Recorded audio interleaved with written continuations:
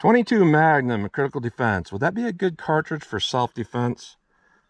All Outdoors did a video on this cartridge and he used a little bit shorter barrel, so I'm going to link that video. It's a pretty cool video, but I think personally you probably need a little bit longer barrel for 22 Magnum to get good performance. So I'm going to test it out of my 4 3/4 inch barrel, our Heritage Rough Rider, and to compare it to something else, I'm going to test it against the 32 H&R Magnum, because it's just like the 22. It's not truly a Magnum because it doesn't have a lot of power, but our overall length is about the same between the two of those. Both are critical defense rounds. One's 22, one's 32. I think that'll be kind of a cool comparison. You know, obviously this is a shorter barrel, but that works pretty much for center fire. And we go to something like this, well, you kind of need more barrel length. So I'm going to see what kind of velocity and accuracy we get at the same time. But for a while I've been thinking, you know, I need a better system for testing ballistics, and ballistics gel works great. It works great for higher end cartridges, and our baloney pack works really good for lower end cartridges because we have kind of a bone simulation. And my opinion here is the best possible method we could have would be to shoot right through our baloney pack covered by 4 layers of denim, and then we're going to hit our fiberboard here, which is going to represent like our ribs and sternum. And I did a test on this. I did not publish it, but it was basically that this baloney pack on average is going to represent about 7 inches of this of clear ballistics. So we subtract 7 inches off of everything we get. So if we got like 12 inches here, or we add it to, I should say. So if we had 12, we'd have like 19 inches comparison to gel. So let's get started with this test and see how these two compare to each other. By the way, our 32 H&R mag is an 80 grain bullet, and our 22 mag is a 45 grain bullet. This right here, the 32 H&R mags, rated at 1150 feet per second. We're not going to get anywhere close to that out of a snub nose, but let's see what we actually get. We're about 5 yards from the target, 4 yards from the chronograph. See how close we get to 1150. 995. No read. 989. 1008. 990. 1023. That's not too bad overall. About what I expected. Let's see how the 22 mag compares. All right, 22 mag, it has a handgun rating of 1,000 feet per second. Let's see how close we get to 1,000 out of this 4 3/4 inch Rough Rider barrel.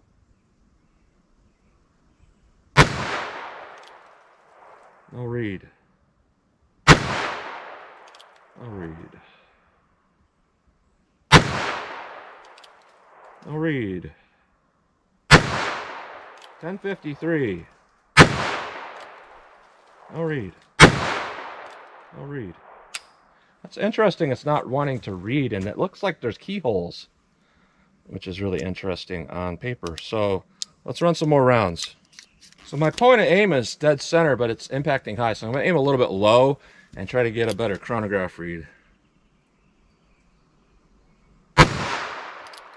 Huh.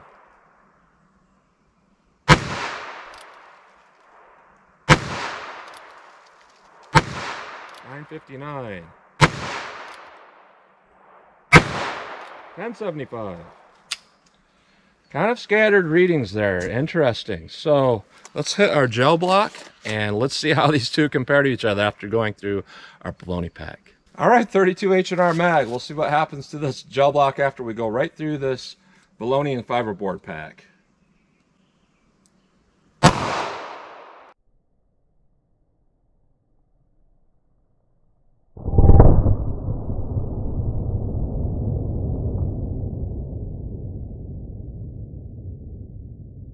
All right, so what we can see here is our baloney pack.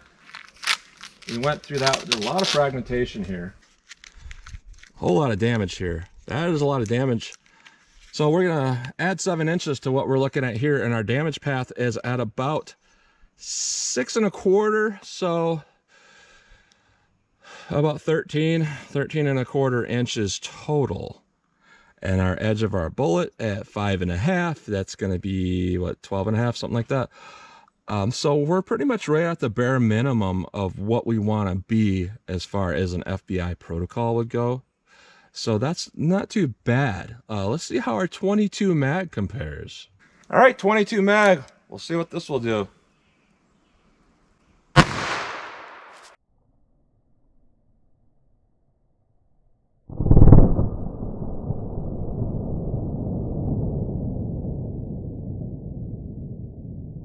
It's pretty hard with a lot of authority. Wow, that's nice.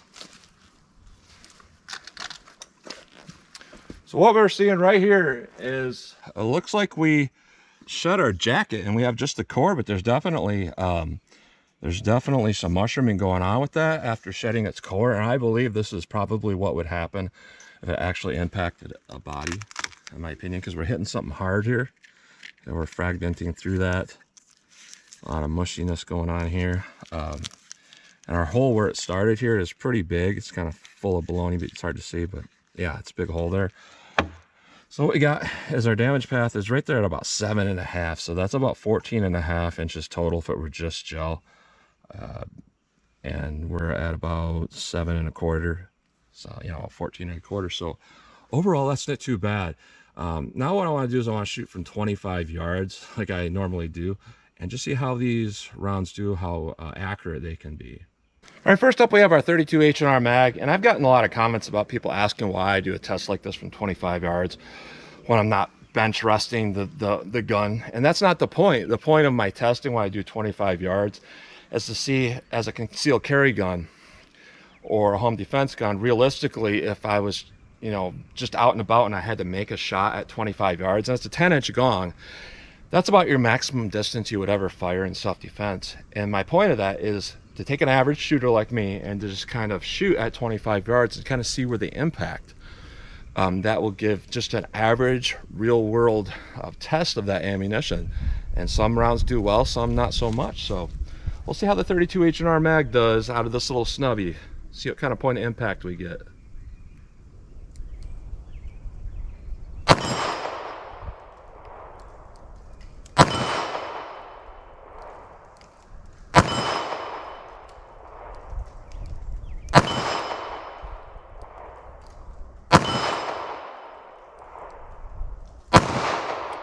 All right, except for that last one, pretty darn good. Really good point aim and impact. So that's something that's really important when we do ballistic testing, is not just what it does for our damage, because if it's the best performing round in our damage, it doesn't necessarily mean anything if you can't hit anything.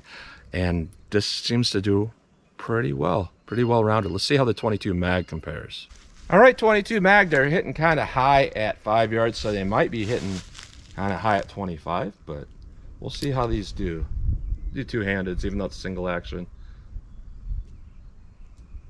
I'm gonna aim a little bit low below the plate.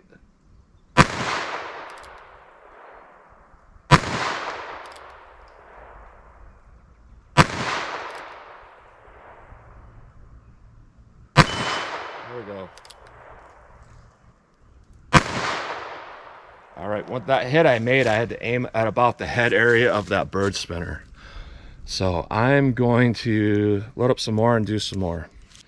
And another reason why I do a comparison test, one versus the other, is sometimes if you're out here and you have one thing all by itself, it seems like the greatest thing since sliced bread. But then when you compare it to something better, then you kind of get a better view of what you're kind of reviewing. So that's what I'm seeing here with this. So I'm gonna try to aim again about maybe 8 inches below that plate.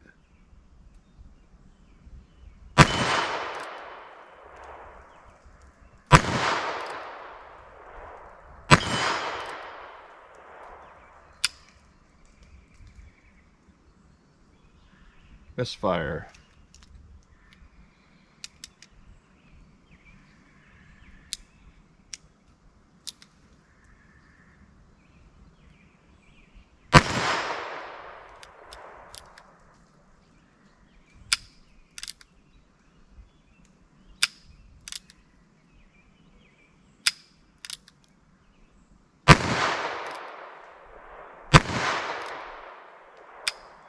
Okay, one thing I've noticed about this gun is it rotates clockwise like a Colt. Not kind of like clockwise, so I'm kind of putting that round in the wrong position when I'm trying to restrike it, but I learn something new every day. But overall, our performance, not bad. Not a bad ballistic performance. And if you had this gun, that's all you had. You know, a difference of 3 inches at 5 yards or probably 6 inches at 7 yards honestly isn't going to matter as long as you know the points to hold. Now that 32 H&R mag, I'm really impressed with that. I'm impressed with its ballistic performance. It did excellent. It did very, very excellent. So I'm really impressed with that. And this round isn't bad. It's not bad. When we put it through a kind of a real world scenario where we're going through that fiberboard like it's bone, I think that would do very excellent in self-defense. So that's what you get today, the 22 mag critical defense versus the 32 mag critical defense. So as always, comment, share, and like, and thanks for watching.